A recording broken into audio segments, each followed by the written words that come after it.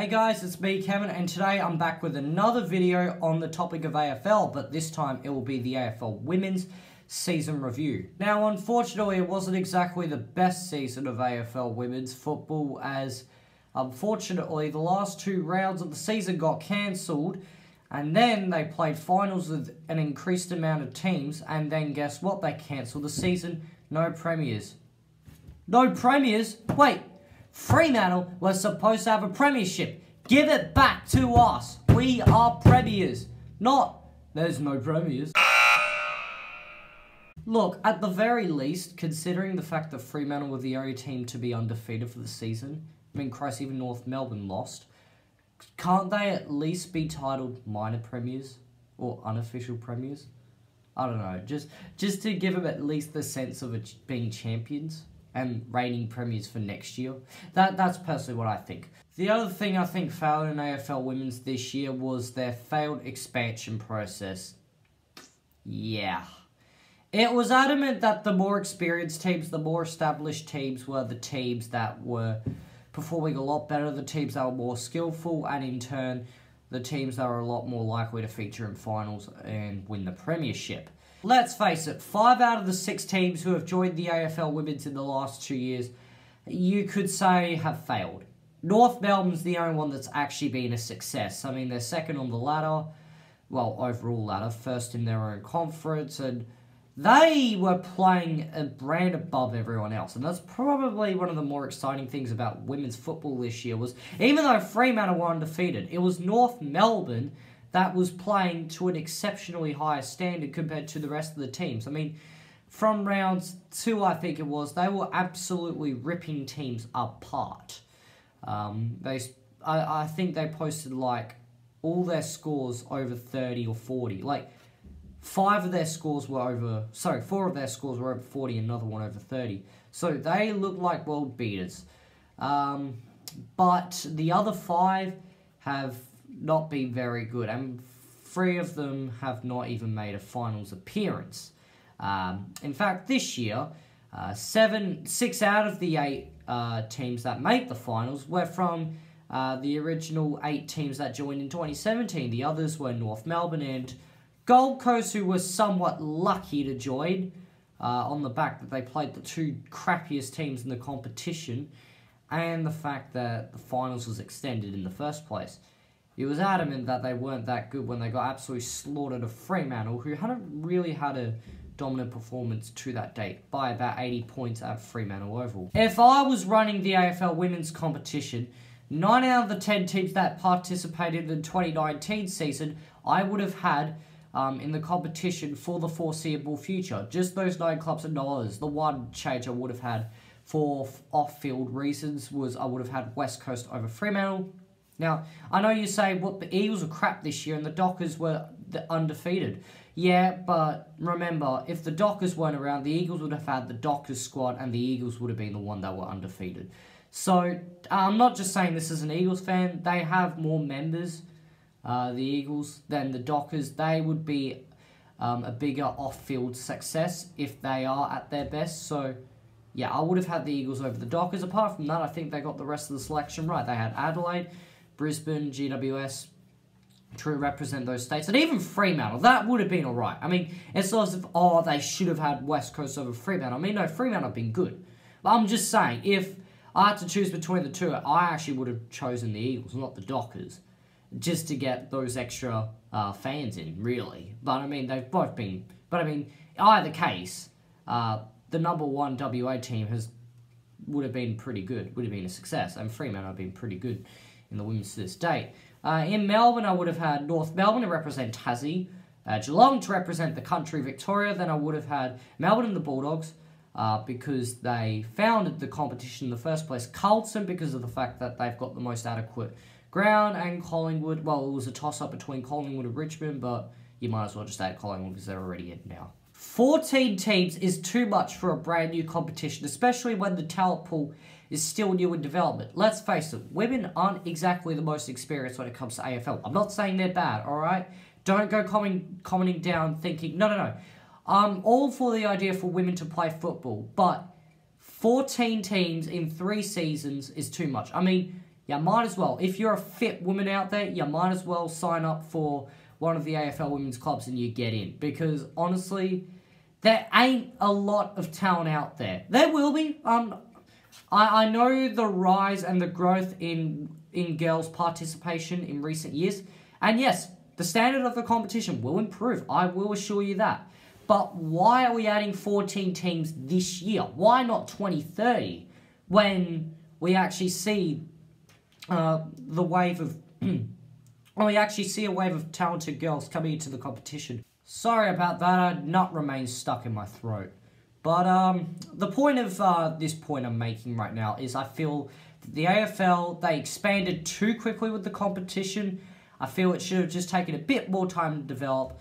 And I feel like they would have had a really successful competition up by 2030, which I'm not saying the competition's bad now, but I'm saying it's high cost, and the standard isn't as high as it could be for a lower cost. So I'm saying I think they should have just waited for a few years and wait for the talent to develop, and then they can expand. But anyway, it's too late now. They've expanded those teams, so we might as well just keep them for now. So, right now, I'm going to be reviewing every team's season individually. It won't be very long. I'm not going to be analysing every team, but I'll just be saying what I think in a nutshell. So, to start off with, we're just going to go alphabetical order. Adelaide Crows. What a disappointment. I mean, we go from premiers and the masterclass team of 2019, the team above the rest of the competition, to, 11th in 2020. It was a big fall from grace, mainly due to injuries, for example, to Randall and Phillips, and it wasn't just them two. There was a lot of other injuries as well, and I think injuries cost Adelaide, but I thought they were the deepest list in the competition. So that really disappointed me. That the lack of their depth actually did disappoint me, because I thought they had a bit more depth than they actually did. So that did disappoint me to an extent.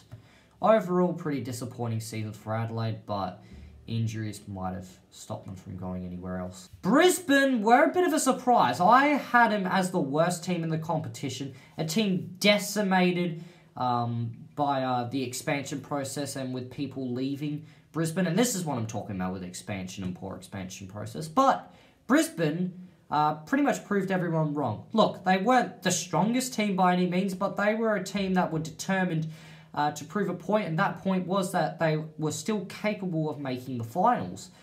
So honestly, I think Brisbane, they achieved what they needed to achieve this year. I think they achieved what no one thought they would this year. A very young side making the finals. I think that's positive for Brisbane, even though they exited in not a great fashion, losing to CARLTON. I think they performed pretty decent. CARLTON, one of the big questions hovering above them, was their 2019 grand final berth purely due to luck? Well, I'm glad to say this year, I think you can brush those opinions aside. I don't think so. I mean, some of the wins against teams such as Melbourne, Brisbane, and others were pretty convincing and showed that CARLTON is a team that's in the premiership frame, and they would have had the chance to win the premiership if it had continued. I don't think they would have. I think they would have bowed out to North, but definitely a good year to back up a grand final appearance. What a rise it was from Collingwood, from the worst team in the competition last year with just one win in the last game of the season, to beating teams such as CARLTON, and they came very close to beating Fremantle and North Melbourne, 3 points down in both of those games, and they definitely look like a rejuvenated team. They look like a team that's going to be in a premiership frame for quite some time. Fremantle, the most determined team I've ever seen. They weren't exactly the team with the biggest names, but boy, or should I say, girl, they were determined. There were some games where they didn't even look like winning games against Collingwood, against St Kilda and the Dogs, but they pushed and they found a way to win, and they had some really dominant performances against teams like Geelong, West Coast, Brisbane, and no more than Gold Coast, and honestly would have hosted a home grand final if the competition had still gone on. Give us back our flag, AFL. Geelong, disappointing but not surprising, to be honest with you. Last year they made the preliminary final by luck because of the fact they were put in a weaker conference. This year they were pretty weak again, only winning 2 games, and they were to Richmond and Gold Coast and were not overly impressive. So Geelong were pretty disappointing on the home front, and they didn't even win in Cardinia Park, which makes things all the more disappointing. That said, I wasn't exactly expecting more, so I guess you could say Geelong finishing where they finished is about expected. Gold Coast. It is embarrassing a team as bad as Gold Coast even made the finals. Only because they played 2 teams that were even worse than Gold Coast, West Coast and Richmond. That's the only reason they made the finals, as well as the fact that it got extended to 8 teams. And they were lucky enough to be that 8th spot because of those 2 wins. And the draw against Brisbane. Okay, that one was impressive. But apart from that, they had some pretty sloppy performances against teams like North and the not-so-impressive Geelong.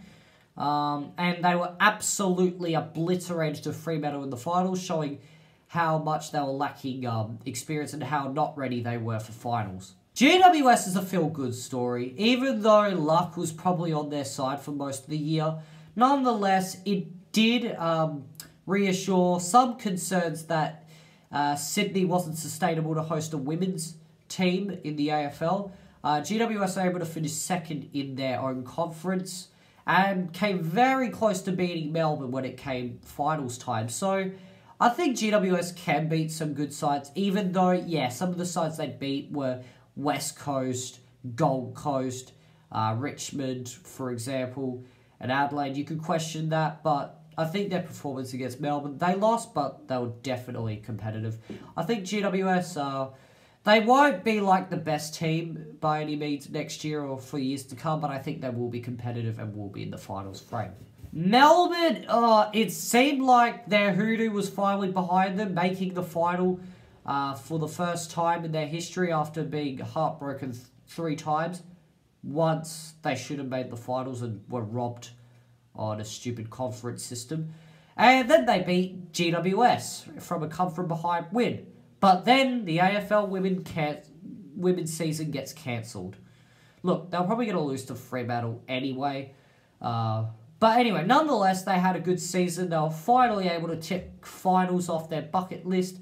Now I think it's time for them to try and win a premiership next year. North Melbourne, yes, I know I say that Fremantle should get the premiership, but I honestly think that if a grand final was played, I hate to say this, North Melbourne would win. Why I say this is because they look like world beaters this year. From rounds 2 to 6, they were posting wins of like, what, 35, 40-point margins. And there was that big thrashing against Richmond. I know it was against Richmond, but they absolutely demolished them. So I think they would have won the premiership. I think a bit of a concern would have come against Collingwood, but I just think they might have got a bit too arrogant, and they might have not been used to the finals pressure. Well, no, wait, that can't be said, because Collingwood weren't either. Okay, that one I'm confused about, but I think North Melbourne look like world beaters. I think next year, unless injuries strike, they're going to be a hard team to beat. Now it seems like we're going to get on to the crappy teams, and there's no bigger of a definition of crappy than Richmond. Couldn't win a game. They've become the first winless team since 1964 in the process, the first team to go goalless since 1961, and just the second in VFL AFL history. And they lost all their games by an average margin of 45 points, from the top of my head. How much worse can you get? What about the losses against North Melbourne? That was disgusting. Honestly, Richmond were bad. And even worse, they had players like Brennan and Frederick on that team, and Conti. How did they not win a game with those players? Yeah, alright, so you what about Gold Coast making the finals and being the best expansion team out of the 4, but no, I think St Kilda was. I mean, they didn't get to play West Coast, and they probably would have thrashed them anyway. They held Richmond's scores. They were the first team to get a clean sheet since 1961, as I just said. And they came the closest to beating Fremantle if it hadn't been for a controversial penalty, which I know I was happy that it was given as a Dockers supporter. Well, as a Dockers second supporter, my favourite team's Eagles.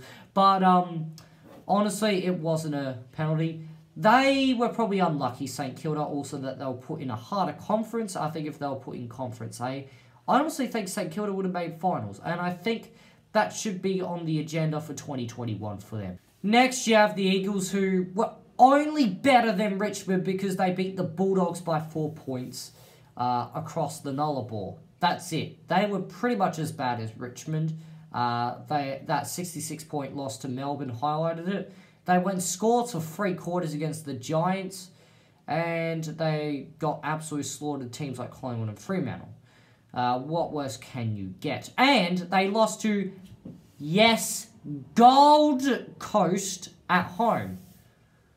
That, I think, was the worst loss of the season for the Eagles. And then you've got the Bulldogs, who were the only team to actually lose to the Eagles. And if they played Richmond, were the only team to lose to them too. So they weren't much better either. And if there's one thing I learnt, apart from the fact that the AFL can't run a women's competition, is that never rely on a pre-season.